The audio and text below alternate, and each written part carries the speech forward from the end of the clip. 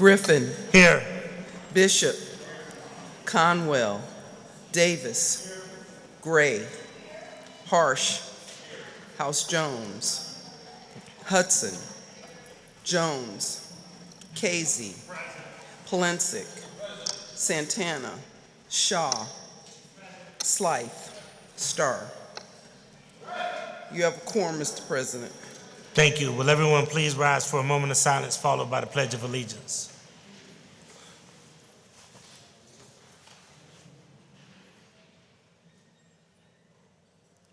Thank you. I pledge allegiance to the flag of the United States of America and to the republic for which it stands, one nation, under God, indivisible, with liberty and justice for all. I'll make the following statement. This meeting of Cleveland City Council is a lawful meeting. Under Section 605.04 of the Codified Ordinances, no person with purpose to prevent or disrupt a lawful meeting shall do any act which obstructs or interferes with the due conduct of such meeting. Members of the public are invited to speak only under the rules set by this council. Disruptions, including but not limited to speaking out of turn and making loud noises and loud utterances, are in violation of the rules and interfere with the due conduct of this lawful meeting. Such disruptions may constitute a misdemeanor and a violation of Section 605.04. Anyone who disrupts this lawful meeting in violation of the codified ordinances commits misdemeanors and is subject to prosecution. The following is the first and only warning. If this meeting is disrupted, I will gavel a halt to the proceedings and direct the assembled officers to escort any person participating in the disruption out of the chamber. Once persons participating in the disruption are outside of the chambers, the officers will close the doors and the disruptors will be handled as directed by the Director of Public Safety. The council proceedings will not begin again until those that participated in the disruption have left the chamber and the chamber doors are closed. Disruptors will not be allowed back in the chambers after the meeting resumes. Again, this is the first and only warning. Madam Clerk, please dispense with the journal.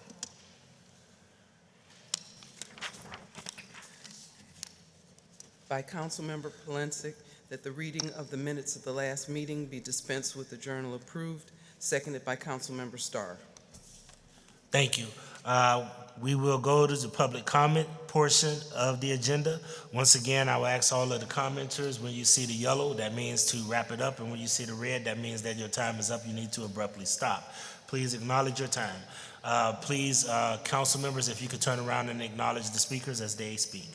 The first person that we have is Janelle Hempfield from Ward 5 to talk about youth and neighborhood reform, and she is representing JoJo's World Foundation and is not being paid by anyone. Ms. Hempfield, you have the floor. Good evening. I would like to introduce to you my grandson. His name is Josiah Jaden Gardner. Josiah was born March the 10th in 2008, and he died October the 5th, 2025. He was 17 years old, preparing to be graduating right now. Tell you a little bit about what happened. On the morning of October the 5th, he completed his morning chores, cutting the grass and taking out the trash before going to play basketball with his close friends. And tragically, he did not return home. Josiah was killed on 131st and Gilmore on the west side of Cleveland. Great kid, good kid, couldn't ask for a better kid, but still a kid.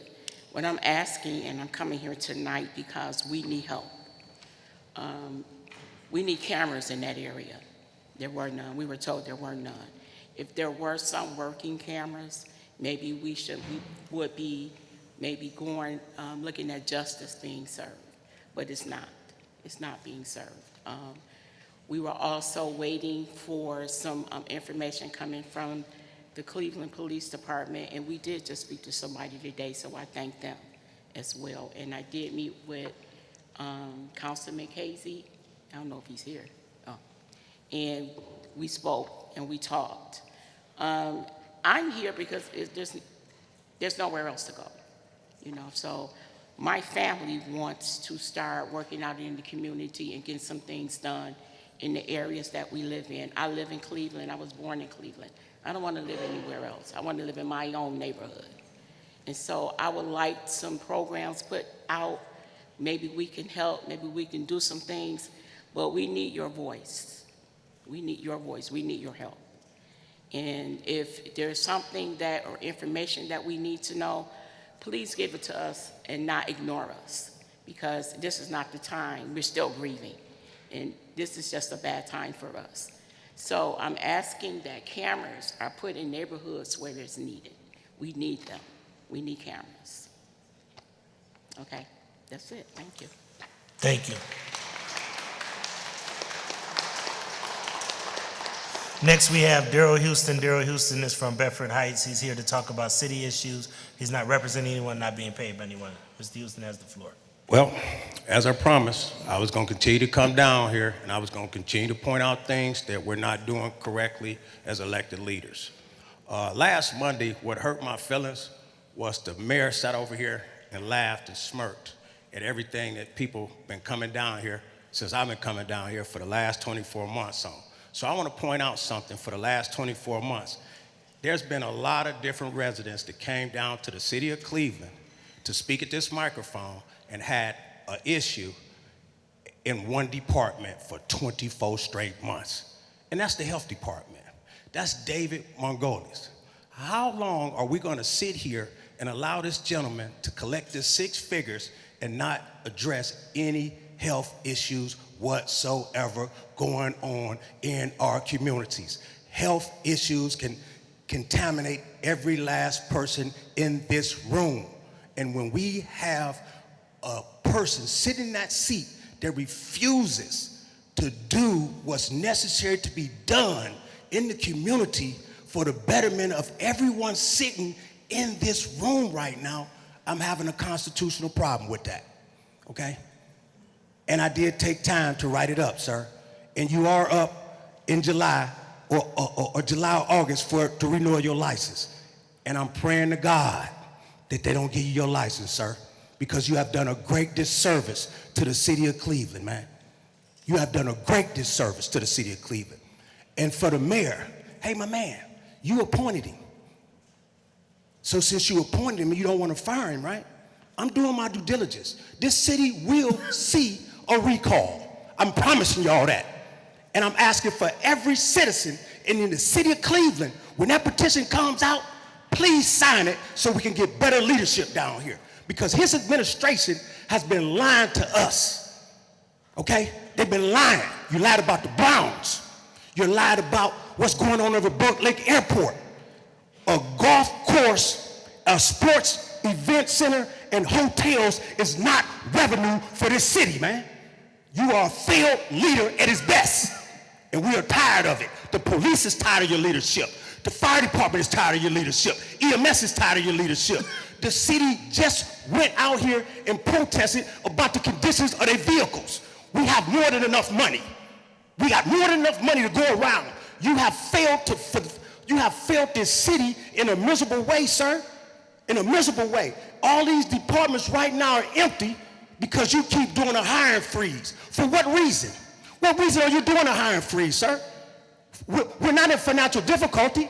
Every department is failing us right now because your leadership refuses to fill these seats, man, for this community. Time. We're done with it. Next we have Adrian Freeman. Adrian Freeman is from Ward 1. He's here to talk about Senior Safety and Energy Initiative. He's with the Second Chance Employment Network, and he's not being paid by anyone. Mr. Freeman, you have the floor. Greetings again. I'm Adrian Freeman, again in support of the in support of the Freeman Safety Energy Retrofit Initiative. Everyone is well aware. They've gotten the flyers. Everyone's been flyed. I can see the light at the end of the tunnel now.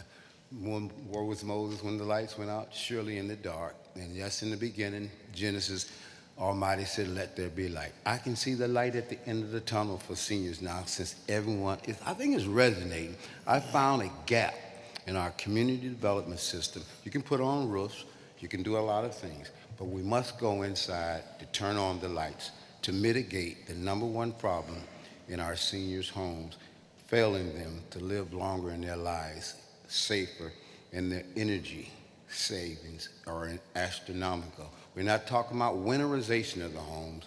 We're only talking about simply illuminating the homes and looking for hazardous electrical fittings as far as in their fixtures. Something very simple. And to that end, I went to our Ward 1 council meeting in Ward 1 this past Thursday and garnered 60 signatures. This is the first installment, these 15, and I will be presenting to Councilman Joe Jones just as soon as I can get to the office, and then we'll be formally asking the city council to record it in the record, so it'll be recorded in the record. And I do know it is required to have 3 to 4 council persons' signature on that motion, and I'll be looking for all those signatures. I think overwhelmingly I have over 4 or 5 already. But to that end, I yield now, and we'll only bring up one issue. I think a couple of weeks ago there's the issue someone was getting or pulling a ticket inside the council chambers, and there was a little commotion about it. I think we need to institute pulling 1 to 10 tickets, and if a person gets back, work out the semantics of it, but so there won't be any arguments. And it was quite a heated argument, I hear. Councilman Nikki here was familiar with it, a couple other council persons, but in that I'll yield the time, and hopefully we'll get these petitions to council so we can put it in the records. Thank you, Mr. Freeman. Next, we have Aisha Gardner from Ward 12 to talk about criminal activity in Ward 13, and she represents JoJo's World Foundation, and she is not being paid by anyone. Good evening, everyone. My name is Aisha Gardner. I'm the mother of Josiah Gardner.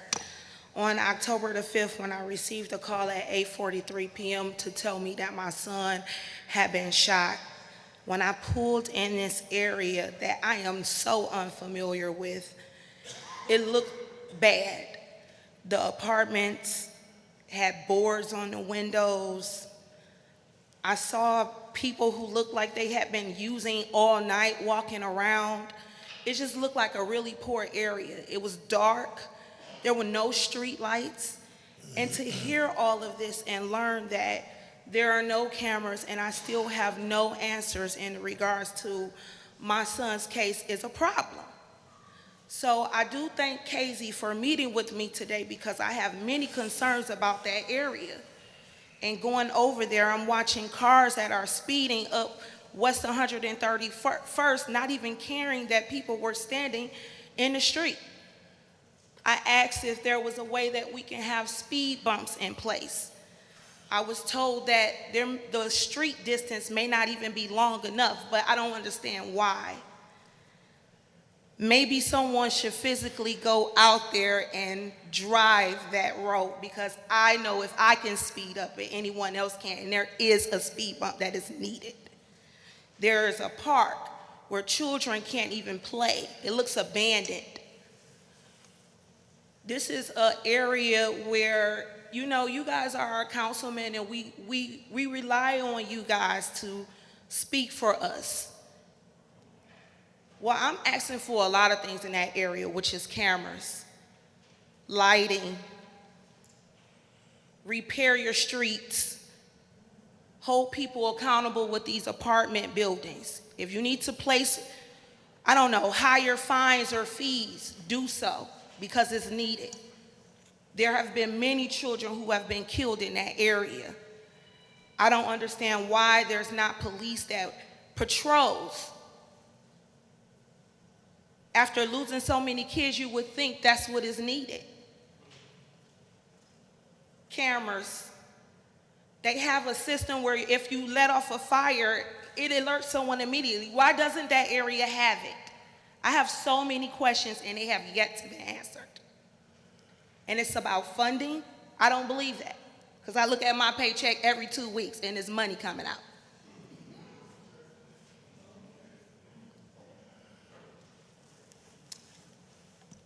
I am seeking for justice and help.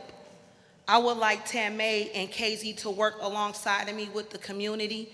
I will be doing a lot, first off being downtown. Thank you, ma'am. Thank you. Time.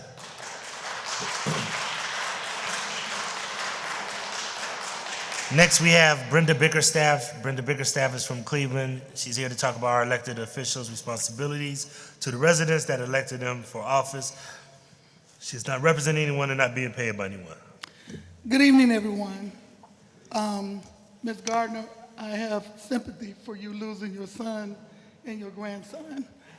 I also want to speak on about the deacon that got jumped at the church on 105, not far from where I live, because he interacted to stop someone, a female, from getting jumped by her boyfriend or friend. I don't know who it was. But what I want to say to the person that jumped him, coward, bully. The man's almost 80 years old. How dare you? How dare you? Come jump on me. You would never jump on another person. Now, Mayor Bibb, you sitting over there smiling. I'm gonna say something to you. I'm kind of disappointed in you with this consent decree situation. You have a law degree. I want you to read the consent decree blow by blow, paragraph by paragraph, and compare it to what's been going on in the last 10 years. Now, be as it may, it didn't come under your watch, but it came in your lap. And when you came into office, your staff, your cabinet should have brought you up to speed so you would know, as the mayor, what needs to be done. Because the consent decree is really not ready to go. It's not. They chased out Racine, Casey, and Pulisic, lied about the money. Now, I had Joe Jones put the sheet in all your mailboxes, all the council. So now what I want to know, if you got some different numbers, bring it to me so I can see the numbers. But this is what I'm looking at.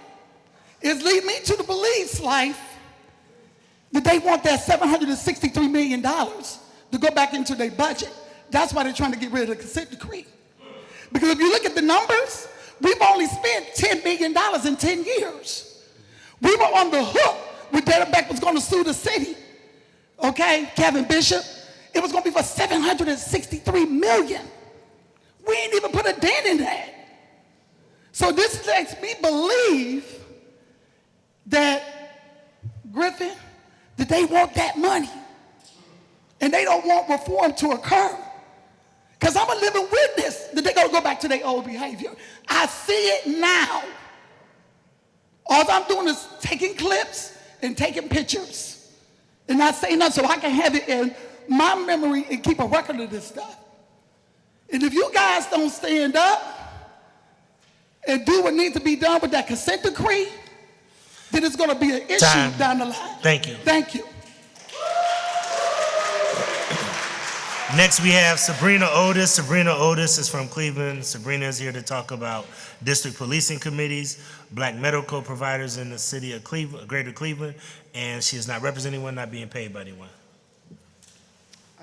Good evening, everybody. Just for council, so you guys are aware, on April the 7th at the, what is it called? Dun & Tavern, the District Policing Committee's annual report will be there. Normally, council's typically busy, but if this year, if you guys are available, we would really appreciate you guys showing up and hearing some of the information that each district, it's not just like one side, it's every district will be there. All the commanders will be giving out a report. The co-chairs will be there, informing the whole community what's taking place in each ward. It's really informative that residents and you all show up. So if you are deciding to get rid of anything, you at least have all the facts and the correct ones. Now, the other issue that I'm here to talk about has to do with healthcare. This month, as it ends, was Women's Month. And one of the biggest issues here in Greater Cleveland has to do with health, and black women's health especially. We have Metro Health, we have Cleveland Clinic, we have University Hospital. Constantly, as a minority, you have to fight for correct health care. When you're at the doctors, it's a fight for them to listen to you because they put us all in a box. So if you're black, you have diabetes. I don't have diabetes. You have hypertension. There's something that's in a box, and it's based on our nationalities. So like if you're Native American, it's also hypertension and diabetes. If you're white, they probably are looking at cancer or something. Everybody's in a box. Nobody should be in a box because all our healthcare is different. All of us are uniquely made. But our bigger issue has to do with the way our medical providers, especially Metro Health, treats patients. You cannot treat us as if when we come through the door, already know you. You don't. How about hear a patient's concerns and issues and then address them appropriately, and especially our seniors. I really need you guys to start paying attention to the way they treat our seniors. My dad is 91. He has cancer. He has been sick. And when he comes in, instead of looking at why he's sick, they're just like, oh, he has cancer. You know, seniors are coming into the doctors for other things than what they're already diagnosed. And we really need advocates. And if you guys can help advocate for your seniors in your wards, it would greatly be appreciated because they're being mistreated. Thank you all. Thank you. Next, we have Matthew Straczynski from Ward 2 to talk about public safety. Matthew is not representing anyone and not being paid by anyone. Matthew, you have the floor. You know, I'll tell you, it's a real honor being in this city hall. I don't know if you've ever been to any other city halls, but this is magnificent, and nobody appreciates it. Maybe people do appreciate it, I don't know. But you should really think about really what you have here, and as council people, to be in this beautiful building, which I don't necessarily believe about making a coffee shop, but I do believe that this is one fantastic facility. I want to talk about public safety, as I always do when I come here, because the most important department of our city is the Cleveland Police. And I know, because I say time and time again, I'm a former Cleveland Police dispatcher, I'm a former corrections officer, field training officer, code enforcement officer, and I want to say that because I have experience, okay? I know what goes on in the city. And we have a serious, serious problem with our police. Now, I'm going to just give you one prime example here, okay? I got this pamphlet here from the city of Cleveland, which tells us how to recycle, okay? And that's great. And then we have the emergency number, 911, 311, 211, I don't know, 988 or 988, okay. So I want to put emphasis on this because I don't see 621-1234 number. Now, I don't know who missed it, but that's a very important phone number because when I make phone calls, whether I hear loud music or a neighbor problem or whatever the situation may be, I'm going to call the non-emergency number. Now, whoever's calling 911 is tying up an emergency line. Now, I don't know who wrote this or who developed it, but you really need to look at this seriously. See, these are the things that are so important with the city and the police department. It starts right down to the bottom of the 621-1234 number. 311, how the intake people, how the people that answer the phones, how they actually talk to the people, how they can resolve problems. This is where you should put total emphasis, okay, I don't want to single anybody out, total emphasis on training. I had a terrible experience with the Cleveland Police dispatcher, okay? Terrible experience, and I only got 30 seconds left, but I'm going to tell you, I told them not to give my name out, and they text me back my name. Now, that's public record when it goes on a text. And I told them, I'm not giving my name out. No, there's times I give my name out. I don't have an issue with it. But think of other people that don't want to have their name. See, these are these problems that somebody needs to get control of. And who is it? The safety director? Is it the mayor? Is it our council people? We need to look at this. Can you please really investigate our police department and really take care of these problems? Thank you. Thank Time. you. Next, we have Fauzi Badur from Ward 11 to talk about hyperscale data center. He is not representing anyone, not being paid by anyone. Fauzi, you have the floor. Good evening. Just want to finish what I couldn't finish last week. Those hyper trace data center. Allow me.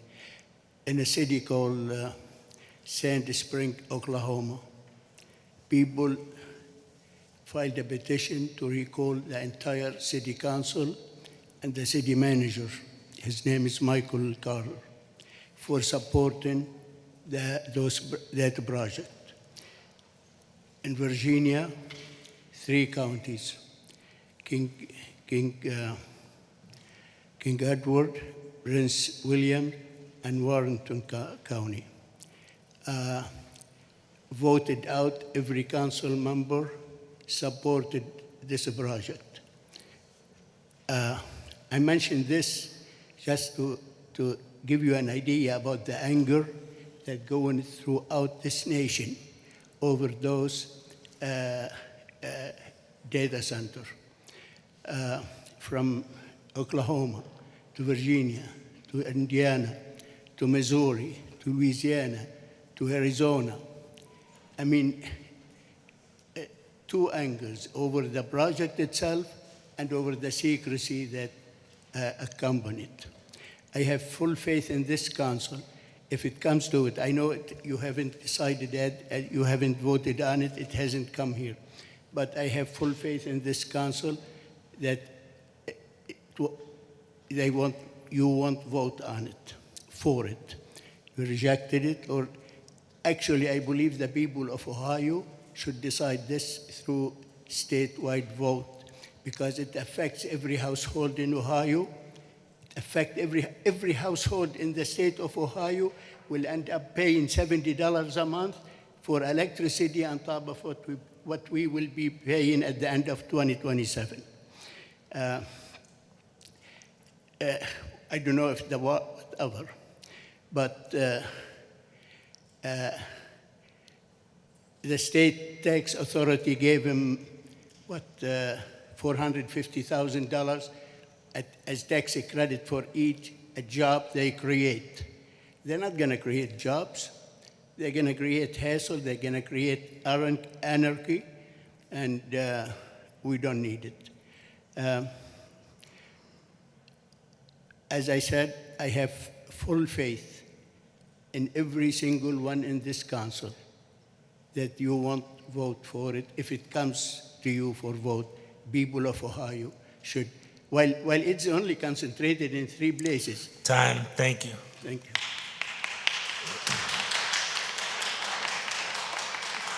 Next, you have Bridget Smith Jackson from East Cleveland, here to talk about housing, not representing anyone, not being paid by anyone.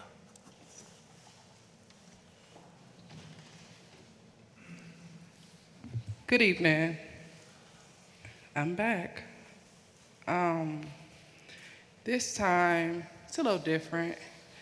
Last week, we had Ms. Watkins here as an example of what I speak about each and every week.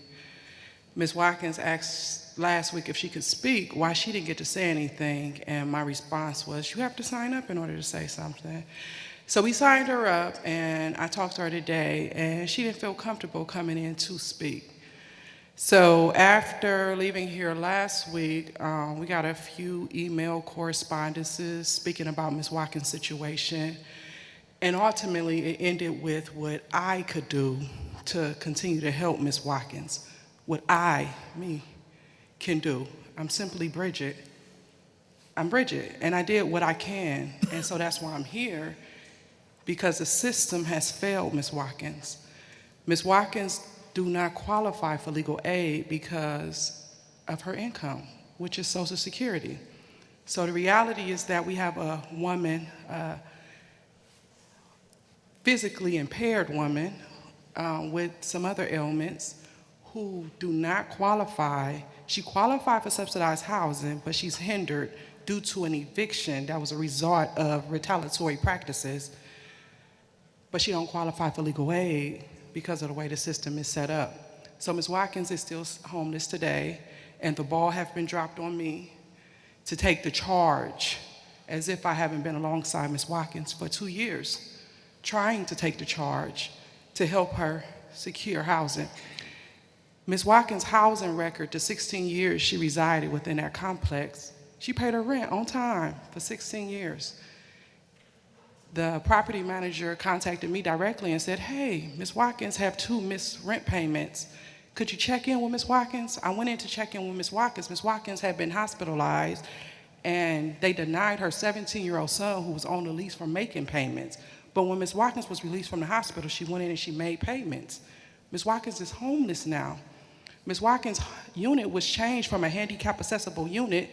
Her shower was removed in a retaliatory instance, and she was left without a shower. So we are less than 2 days from Fair Housing Awareness Month. And my question is, what good is awareness without enforcement? And she's not the only individual that's living in them circumstances. Once Councilman Starr posted that post about jumping his DM, if you having concerns, those people jumped in my DMs and said, well, if we say something, then what?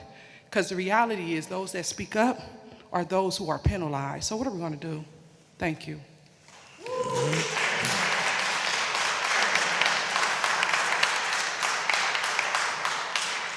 Next, we have Novena Watkins. She is homeless and leading with humility in elderly housing, not representing anyone, not being paid by anyone. I believe Ms. Watkins is not here. Ms. Watkins is not here. All right, that ends public comment. We'll move to communications, Madam Clerk.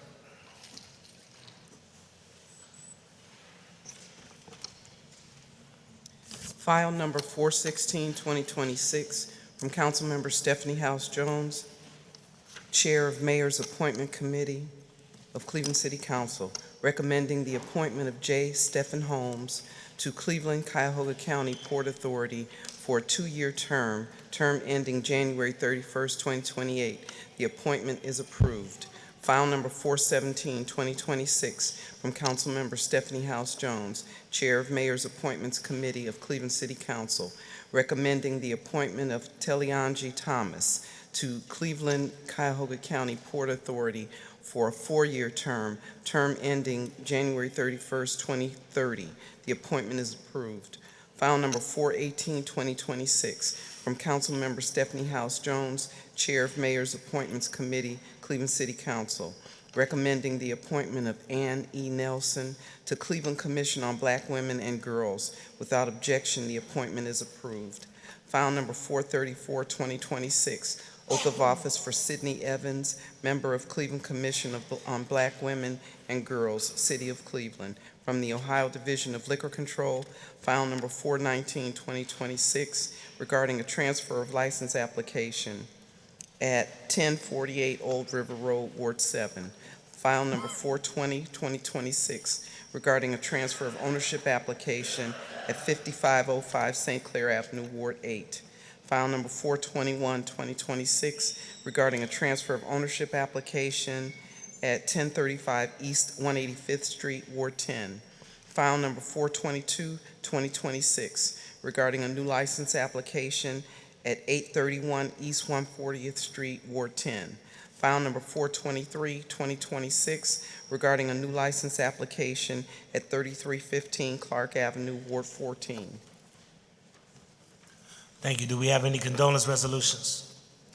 Resolutions of condolence by Councilmember Conwell for Ethel Mae Dowdley Smith, by Councilmember Griffin for Latrice D. Thomas, by Councilmember Palencic for Mila Chapman, by Councilmember Palencic for Armour Wilson, by Councilmember Jones for William Samuel Childress, by Councilmember Casey for Alondra G. Serrano, by Councilmember Griffin for Christine Bates Mansour. That's it. Thank you. Are there any other condolence resolutions? Councilman Charles Slife. Yes, for Anthony Gutowski. Thank you. Are there any other condolence resolutions? Seeing no other condolence resolutions, will all members please rise for a moment of silence?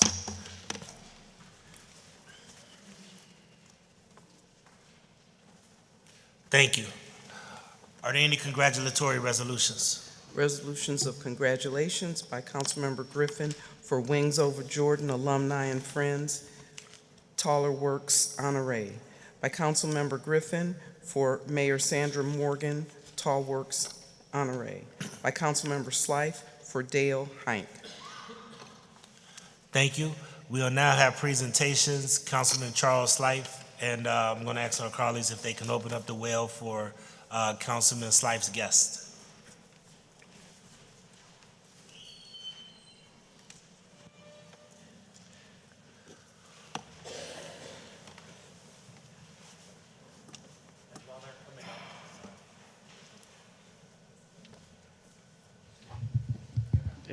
If Director Drummond, Director Rafali, anyone else who has a YSELAI fellow, is welcome to come up.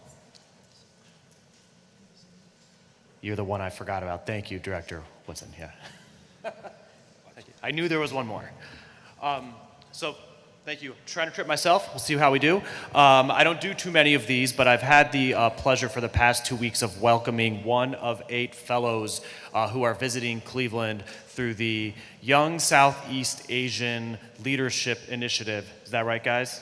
Acronyms are terrible. It's a program through the Department of State where fellows from various countries in Southeast Asia, these are mid-career professionals, come to the United States and are partnered with people across the country that align with their sector. So I think there's 4 cities participating right now, and Cleveland is sort of the public policy government city that fellows have been placed with. So they're spending about a month in Cleveland, working here at City Hall, other city buildings, in county government, elsewhere, learning what we do, hopefully taking back not just a great experience, but tangible next steps that they can use in their day-to-day work in their home city, in their home country.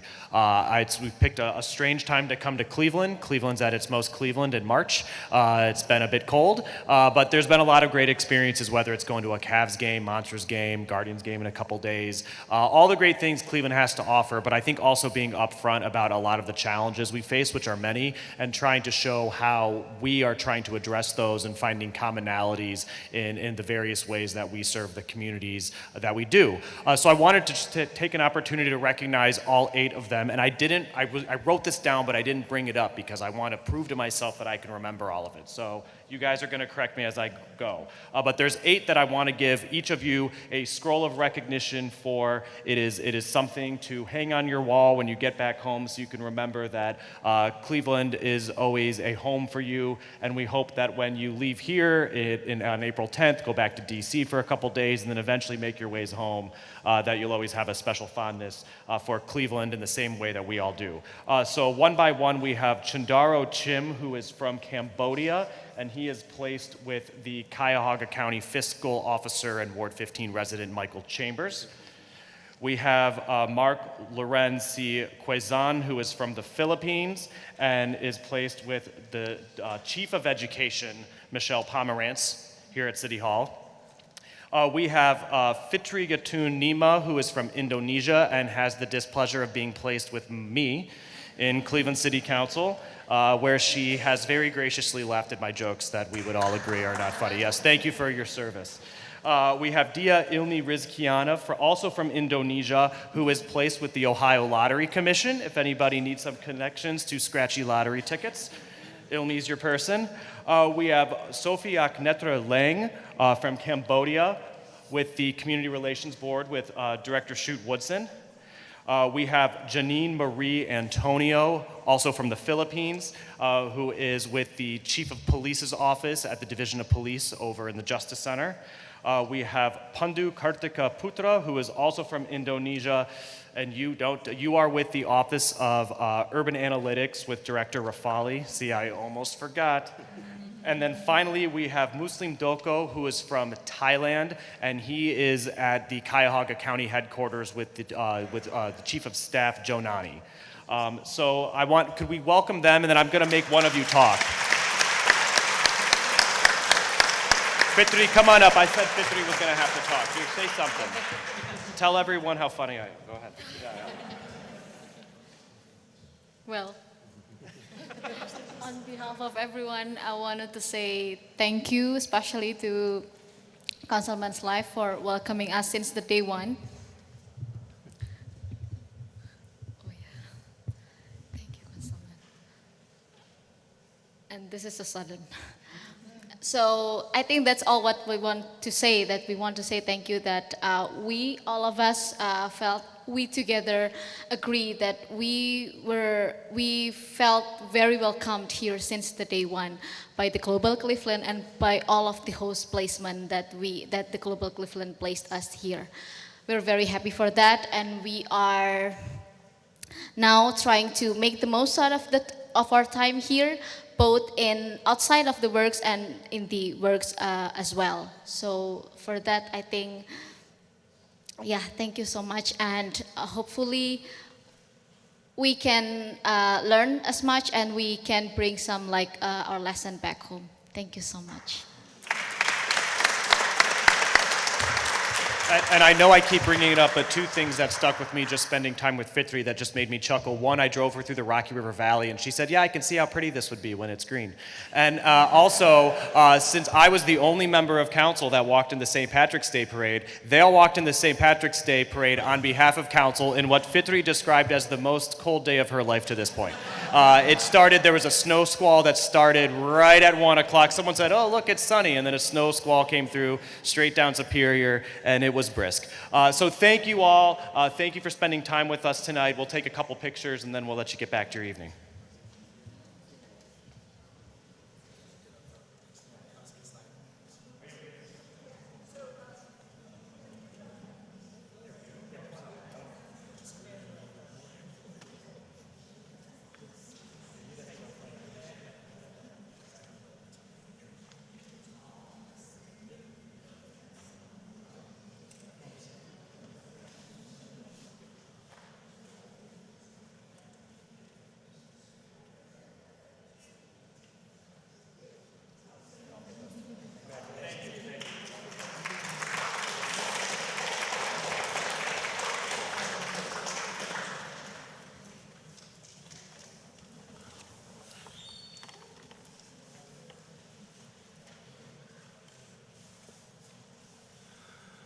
All right, thank you. Madam Clerk, first reading, emergency ordinances referred for administrative review and committee review. Ordinance 400, 2026 by council members Starr and Griffin by departmental request, authorizing the Director of Finance on behalf of the Offices of Sustainability to apply for and accept one or more grants from various public or private entities to establish and operate a climate resilience pilot program for a period up to 2 years. Ordinance 401, 2026 by council members Starr, Santana, and Griffin by departmental request to designate certain parcels located within the midline development area as a priority investment area pursuant to Ohio Revised Code Section 122.161 to declare said parcels as brownfield sites requiring environmental remediation suitable for redevelopment, and to authorize a 5-year tax exemption for improvements to such property pursuant to Ohio Revised Code Section 5727.76.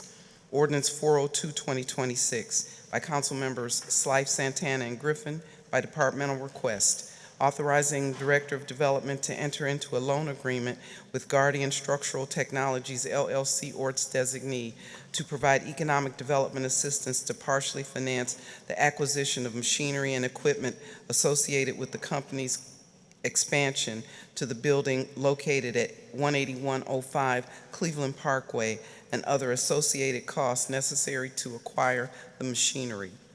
Ordinance 403, 2026 by Councilmember Conwell, designating the Saperstein Garage and House as a Cleveland landmark.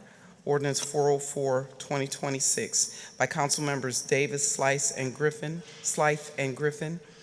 by departmental request, authorizing the Director of Port Control to enter into a license agreement granting the North Coast Waterfront Development Corporation the right to use and occupy city-owned property located at Dock 32 at 101 Erieside Avenue to continue the operation of the North Coast Yard and providing event programming for the general fund for a period of 1 year with 1 year option to renew, exercisable by the Director of Port Control. Ordinance 406, 2026, by council members Casey and Griffin by departmental request, authorizing the City of Cleveland to participate in the Sustainable Ohio Public Energy Council Electric Aggregation Program to serve residential and small commercial customers, and authorizing the Director of Finance on behalf of the Office of Sustainability to enter into one or more contracts with the Sustainable Ohio Public Energy Council to implement the electrical aggregation program for a period of up to 36 months, beginning with August 2026 meter read cycle. Ordinance 407, 2026, by council members House, Jones, Hudson, Santana, Slife, Casey, and Griffin, by departmental request, determining the method of making the public improvement of constructing the Archwood Avenue and West 39th Street, Bradgate Avenue, Clybourne Avenue, East 58th Street, and Luther Avenue area sewer replacement projects, authorizing Director of Public Utilities to enter into one or more public improvement contracts, authorizing the Director to employ one or more professional consultants necessary to design the improvement, and authorizing the Director to apply for and accept any loans or grants from any public or private entity. Ordinance 408, 2026, by council members Casey and Griffin by departmental request, authorizing the purchase by one or more requirement contracts of plumbing services and backflow testing and inspection, including labor and materials necessary to repair, replace, and install existing and new equipment and appurtenances, and the purchase of the necessary equipment and appurtenances for the various divisions of the Department of Public Utilities for a period of 2 years. Ordinance 409, 2026, by council members Casey and Griffin by departmental request, authorizing the purchase by one or more requirement contracts of various sized PVC and FRE duct line materials for the division of Cleveland Public Power Department of Public Utilities for a period up to 2 years.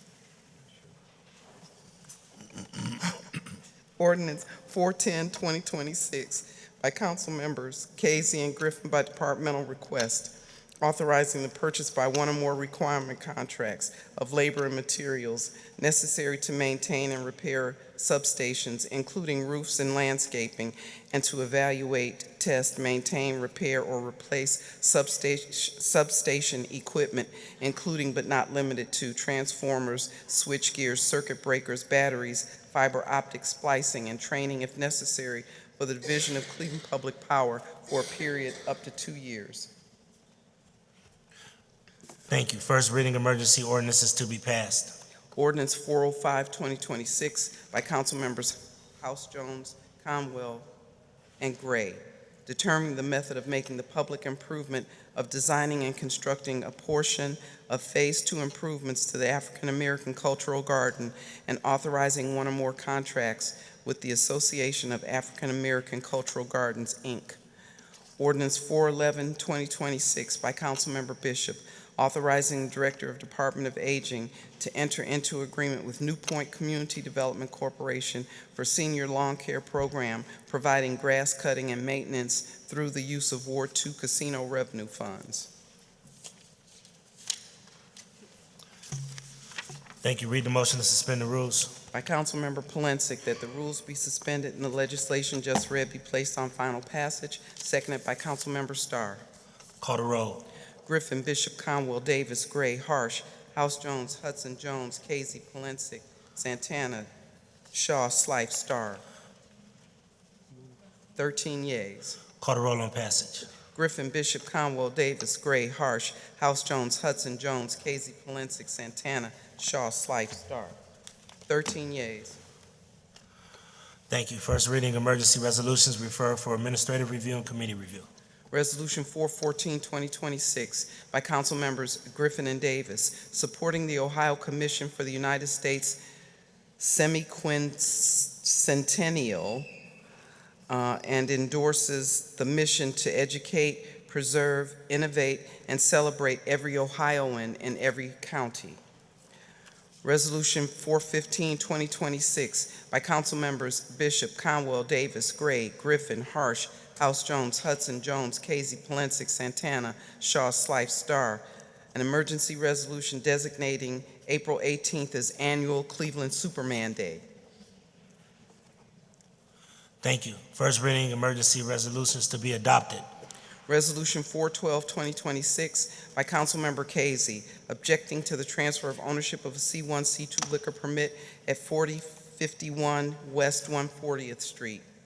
Resolution 413, 2026, by Councilmember Griffin, withdrawing objection to the transfer of location of a C1, C2 liquor permit at 8302 Carnegie Avenue and repealing Resolution 24-2026, objecting to said permit. Thank you. Read the motion to suspend the rules. By Councilmember Polensek, that the rules be suspended and the legislation just read be placed on final passage, seconded by Councilmember Starr. Call the roll. Griffin, Bishop, Conwell, Davis, Gray, Harsh, House Jones, Hudson, Jones, Casey, Polensek, Santana, Shaw, Slife, Starr. 13 yeas. Thank you. Call the roll on adoption. Griffin, Bishop, Conwell, Davis, Gray, Harsh, House Jones, Hudson, Jones, Casey, Polensek, Santana, Shaw, Slife, Starr. 13 yeas. Thank you. Second reading emergency ordinances to be passed. Ordinance 1368, 2025, by council members Casey and Griffin, by departmental request, authorizing the Director of Public Utilities to enter into one or more requirement contracts without competitive bidding with the Safety Company, LLC, DBA MTech Company, to provide proprietary parts and services to maintain Q's pipeline, inspection trucks, and equipment, including labor for the Division of Water Pollution Control, Department of Public Utilities, for a term of 2 years. Ordinance 1513, 2025, by council members Casey and Griffin, by departmental request, authorizing the purchase by one or more requirement contracts of hauling and disposing of residuals from the Crown Water Works plant and in emergencies, other water treatment plants, authorizing Director of Public Utilities to enter into one or more requirement contracts without competitive bidding with Polydyne, Inc. for polymer chemicals needed for dewatering Crown's residuals for the Division of Water, Department of Public Utilities, for a term up to 2 years. Ordinance 2026, by council members Casey and Griffin, by departmental request, authorizing the purchase by one or more requirement contracts of valves, actuators, and appurtenances, and labor and materials needed to repair, replace, maintain, exercise, and test existing valves, valve actuators, and valve appurtenances, and to provide related services for the Division of Water, Department of Public Utilities, for a period of 2 years.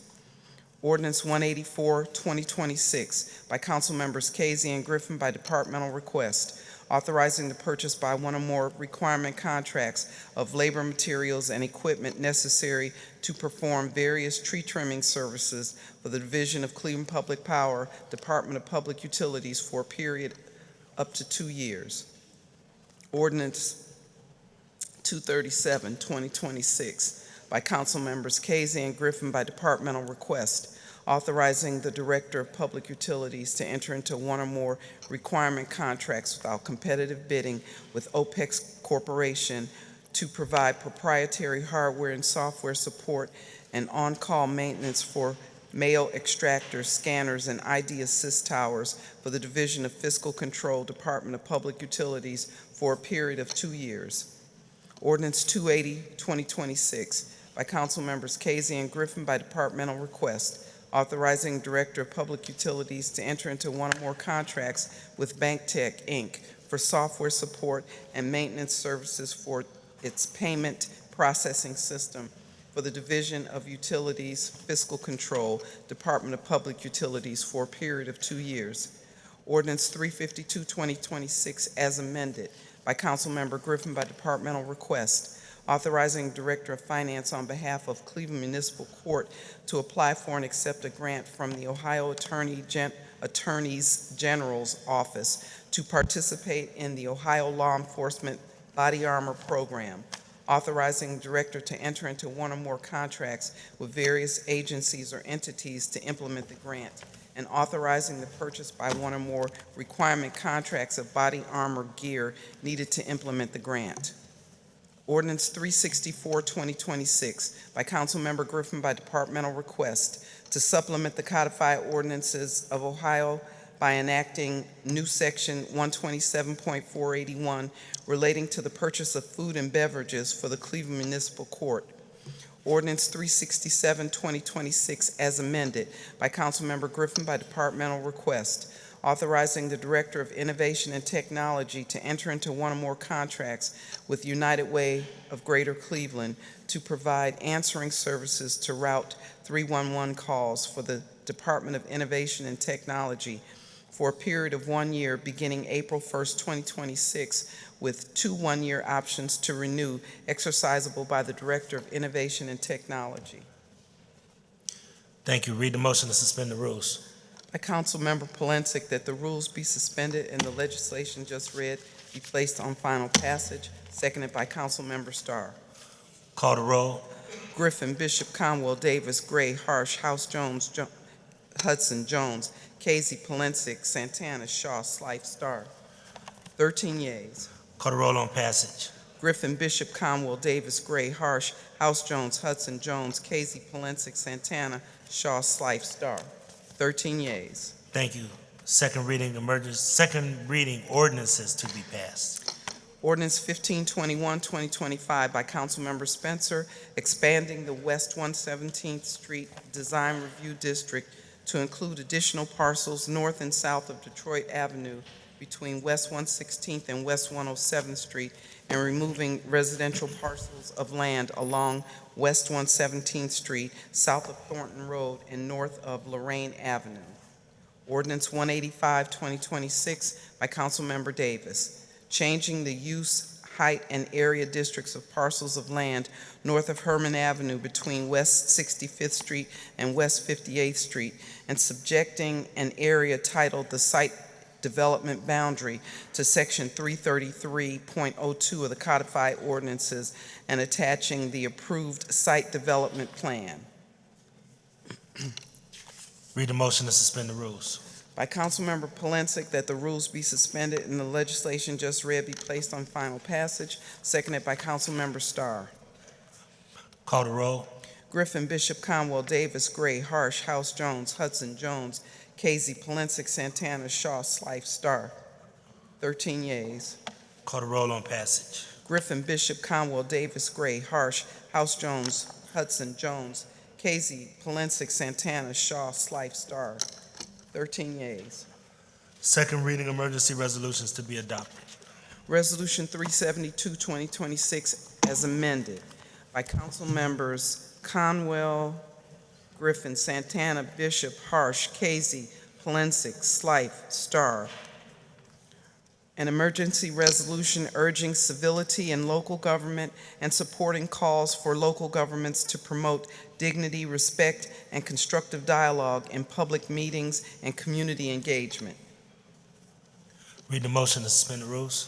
By Councilmember Polensek, that the rules be suspended and the legislation just read be placed on final passage, seconded by Councilmember Starr. Call the roll. Griffin, Bishop, Conwell, Davis, Gray, Harsh, House, Jones, Hudson, Jones, Casey, Polensek, Santana, Shaw, Slife, Starr. 13 yeas. Call the roll on adoption. Griffin, Bishop, Conwell, Davis, Gray, Harsh, House, Jones, Hudson, Jones, Casey, Polensek, Santana, Shaw, Slife, Starr. 13 yeas. Thank you. We'll move to introductions. I would like, if I could, for my one of my former classmates and the former mayor, there he is, former mayor of University Heights, Michael Dylan Brennan, who is actually now going to be heading up America 250. So Could you please stand, sir? Thank you.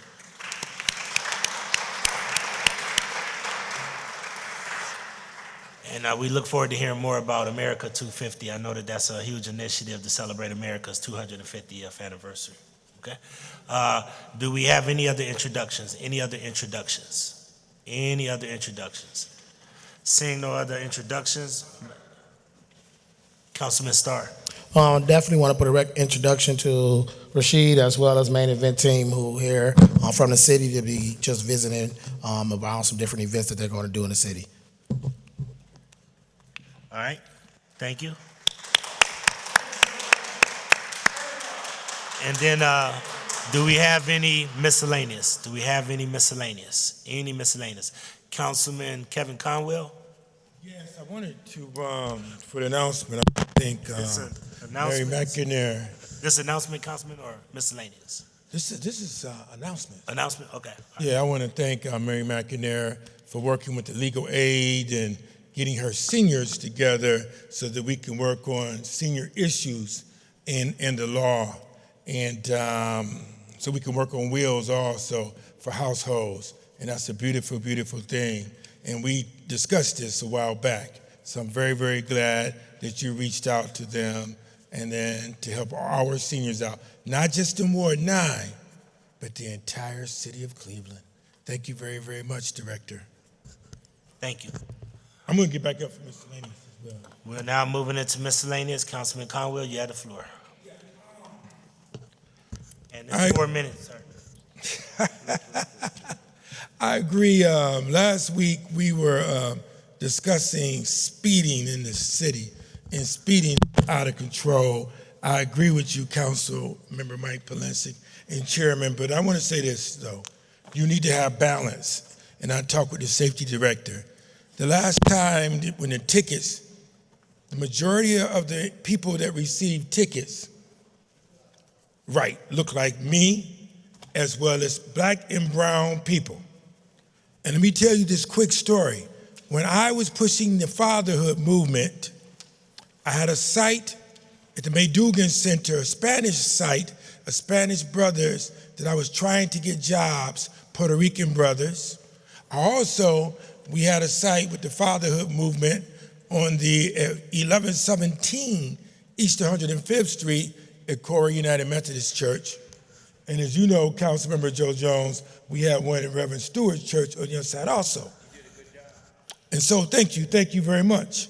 My job, I was known as Kevin Conwell, the jobs man. And I would go to companies, Lincoln Electric, I went to Frito-Lay, as well as Alcoa, to try to put men to work so that they could take care of their families. And many of these men could not get jobs because guess what? They were racially profiled. And with that, you can't take care of your families. And when you look around, the majority of us, black and brown, receiving tickets, it creates barriers to employment. And they could not fill their I-9 forms out to get jobs to take care of their families. And so it was a disproportionate of African Americans receiving tickets. So I'm not against pushing people, safety director, but I do not, but let me say this also, let me go back. I also visit the court system. And guess who I saw in there, Council President and Mr. Mayor? People look like us, mainly in there. Look like us in these courts, in the municipal courts. And that's sad. I even met with Keith Benjamin over in Bracknell, the mayor over there, to talk with him because the residents of Glenville and Collinwood would not travel through Bracknell because they would pull us over to give us tickets to fill their coffers. So when we look at giving people, and that's why I even legislated and brought back in 2007 so we could do the red light cameras. I'm not saying, because I voted against the cameras later because it was used to raise money for the city. That was way before your time, Mr. Mayor. That was way before your time. So I voted against it later. But with these cameras, they got everybody. The cameras did not racially profile anyone. They got everybody and gave everyone tickets that broke the law. But if you don't have that, what will happen again, and I refuse to see my brothers and sisters in the courtrooms, you're going to have black and brown people in the courts. And that's not fair, and that's where I'm at. So the speeding and dealing with that, to do prevention, safety director, is cool beans. But to racially profile my people ain't no cool beans. Thank you very much. Thank you, Councilman. Do we have any other miscellaneous? Any other miscellaneous? Councilman Joseph Jones.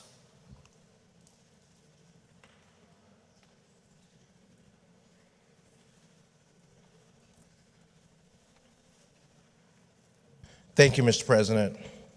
I rise to, I normally don't do this, but I have to, because safety is a major issue in my neighborhood.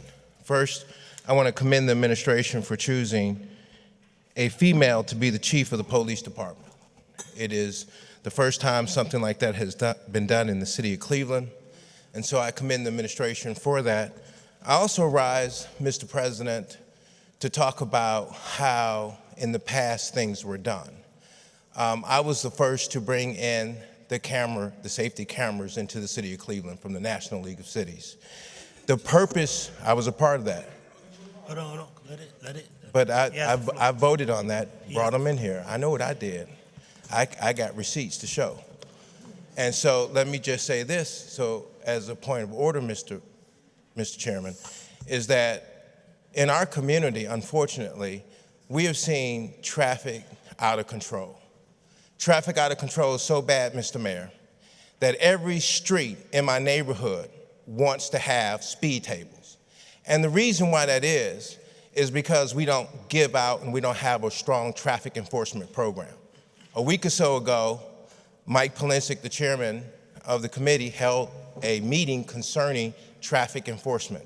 There was a time in this city, ladies and gentlemen, when this city gave over 130,000 tickets in the city of Cleveland on an annual year. We'll be hard pressed to note that we would even have 5,000 tickets issued out in the city of Cleveland. So our neighborhood wants to have traffic enforcement. I've talked about it. The significance of traffic enforcement takes criminals off our streets. When we pull people over in our neighborhoods and our communities, and we find guns, and we find drugs, we remove that element from out of our neighborhood. It has gotten so bad, Mr. President, and to the mayor of the city of Cleveland, that we've seen cars flipping over. I have never, out of all the time I've been on this planet, have seen so many cars flipped over on the streets of our city. And it's blatant disrespectful when you can come into our city and do whatever you want to do unimpeded. So I'm support, and I support this administration. If they push to have traffic enforcement, is what we need. And if we don't get that, we will continue to be a city moving out of a spiral control. It's one of the reasons why we've had so many young people coming into our neighborhood from out of other cities, taking over our neighborhoods and our communities and our community centers. So with that being said, Mr. Chairman, and to the mayor of the city of Cleveland, we need traffic enforcement. The citizens of Ward 1 demand and wants traffic enforcement, and I'm speaking for the citizens of the First Ward. And I don't mind inviting my colleague over so you can hear the cries of my people, because they tell me that all the time. So thank you, Mr. President. I yield. Thank you, Councilman. Thank you. Do we have Councilman Richard Stark? Hey, Mr. Council President. I know we talked about the traffic enforcement and the safety committee. Major kudos to our chairman, Mike Polisic, for calling that meeting, but then also talk about the reality. I think sometimes we try to use breaking the law as a color or ethnicity thing or a breakdown all the time. When you do go to the community meetings, we oftentimes, the first thing residents says, we pave the street. As soon as you pave the street, people are speeding. Then also times when people talk about the accidents, what I've been noticing over the trend is the amount of people who are crashing cars and killing folks.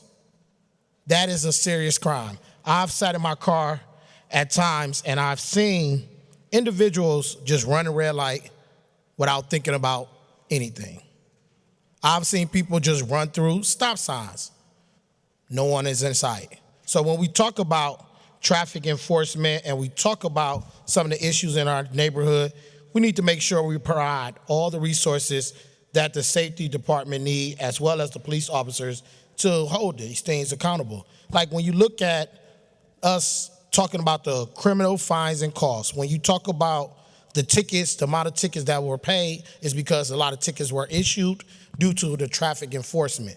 When you go up Chagrin, or when you go up to Kinsman and you start to hit Chagrin and you start to hit that shaker, people go 25 miles per hour because they know that the police are there. When you go across Lee Road at times into Shaker, you see that. When you go across Ridge Road into Parma, people know to obey the law. So we ain't talking about traffic enforcement as a part of a revenue or driven source that we have.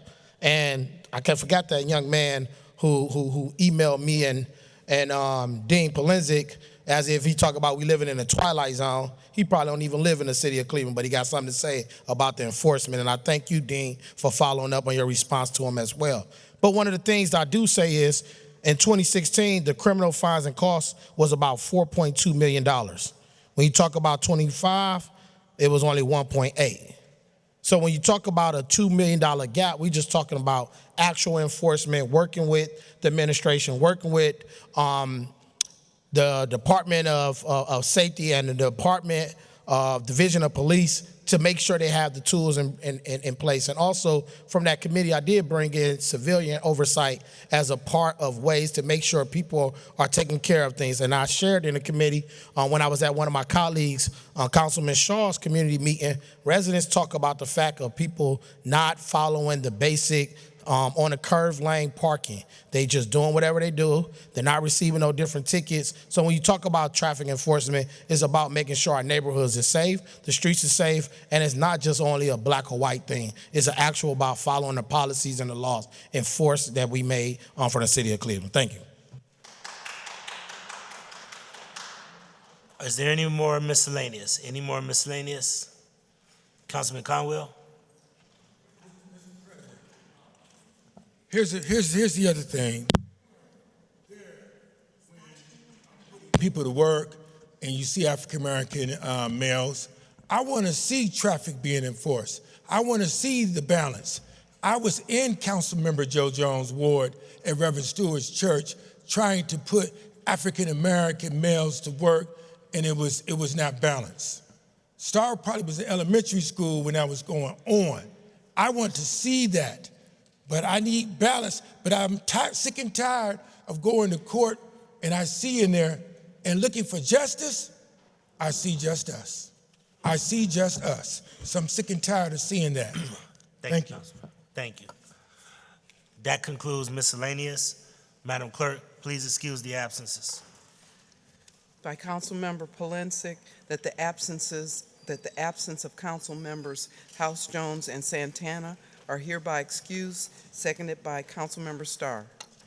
Thank you. Council is adjourned to the call of the chair. Upon adjournment, please exit the chambers and continue all conversations in the hallway so that the police may secure the chamber doors.